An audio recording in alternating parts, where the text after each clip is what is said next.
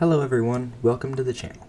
Before we dive in, I just want to say thank you for helping us hit 200 subscribers. Your support means the world. If you're new here, don't forget to hit the like button and subscribe. I know, shameless plug, I'm sorry. In this video, we'll be focusing on what makes the Reaper Leviathan so terrifying. So grab your diving gear, ready your sea moth, and let's dive in. Subnautica is a game that thrives on the unknown, but nothing prepares you for the moment you hear the sound of a Reaper Leviathan. This is the Reaper Leviathan, something that you can see here in this video as I pick it up on radar. It's not just a creature, it's the embodiment of fear in Subnautica. Today, we're diving into what makes this predator so terrifying, from its raw power to the lore behind it, and why it's become an astonishing icon of the game. The first time I met a Reaper Leviathan, I was exploring what I thought was safe territory, by the Aurora, a ship that crash-landed down, which still had the potential of having humans aboard. Then, out of nowhere, the roar hit me. It felt like the ocean itself was coming alive. I remember freezing in fear, scanning the horizon for the source of that sound, and when it finally appeared, barreling towards me, I realized I had underestimated the ocean. I had underestimated this game. It wasn't just the attack, it's the build-up, the sound, the shadows. It feels like everything in the ocean is suddenly watching you. The way it closes distance faster than you can react. That moment in Subnautica, that certainly stays with you.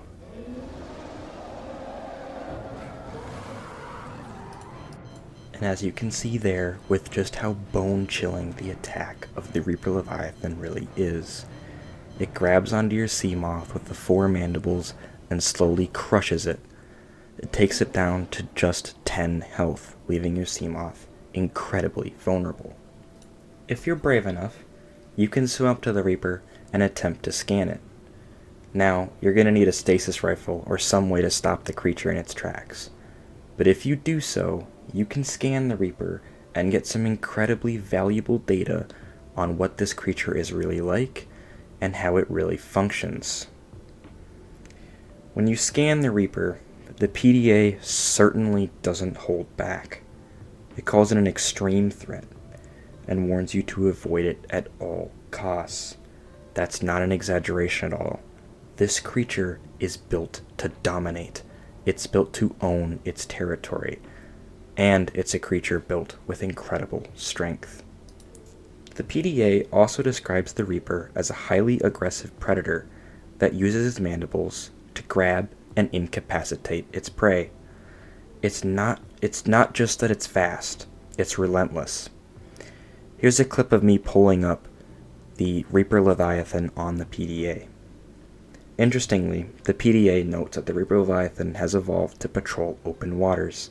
This makes it a territorial guardian of areas like the dunes and the crash zone, ensuring that no creature or player can move freely without risking a deadly encounter. The Reaper's design is fascinating. It's 55 meters long, with streamlined fins for speed and a muscular body built for ambush attacks. Nothing about it is just decorative. Everything about it is used to scare and intimidate its prey. But even its roar serves a purpose beyond just intimidation. The sound can travel great distances underwater, marking its territory and warning off potential threats. Honestly, scanning a Reaper feels a bit like poking a bear with a stick, except the bear can swim at 30 miles an hour and hates you personally. Another thing about the Reaper's scream is that it also uses echolocation.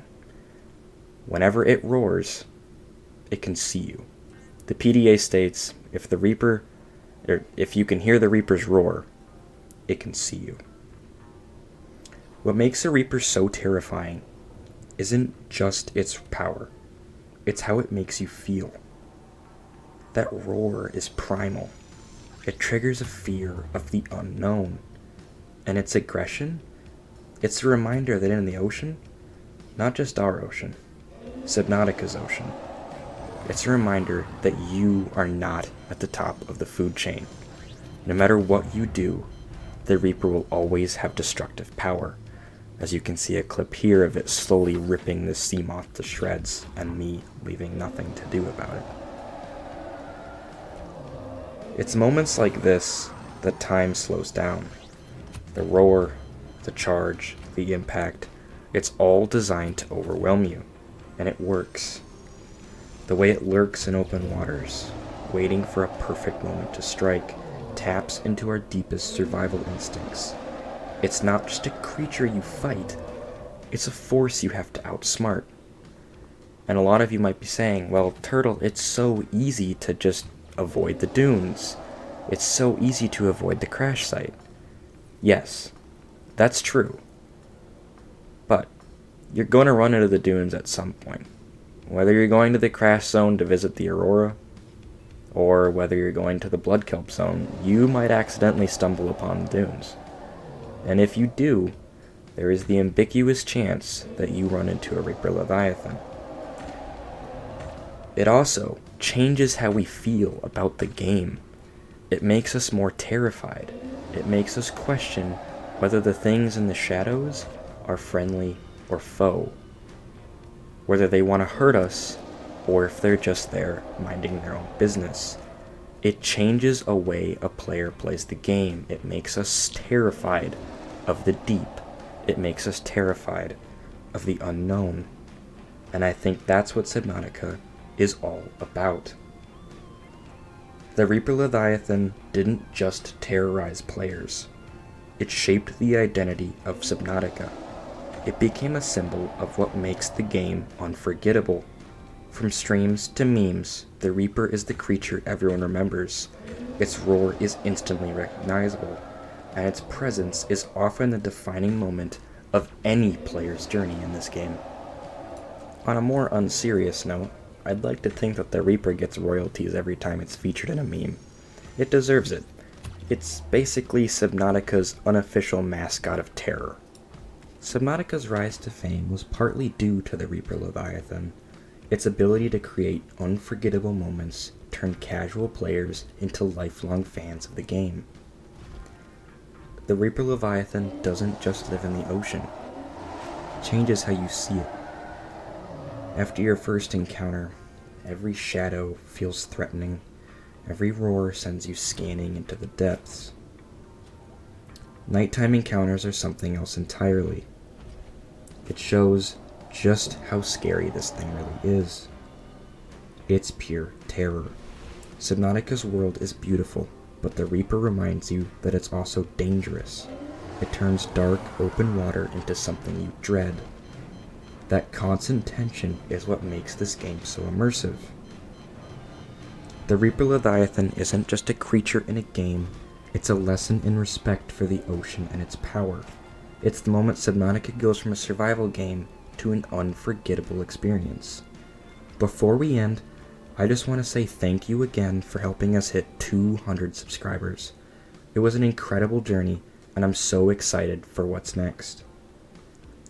If you enjoyed the video, don't forget to like and subscribe. It really helps the channel grow. And we've got even more amazing Subnautica content on the way. Thank you again. Cheers.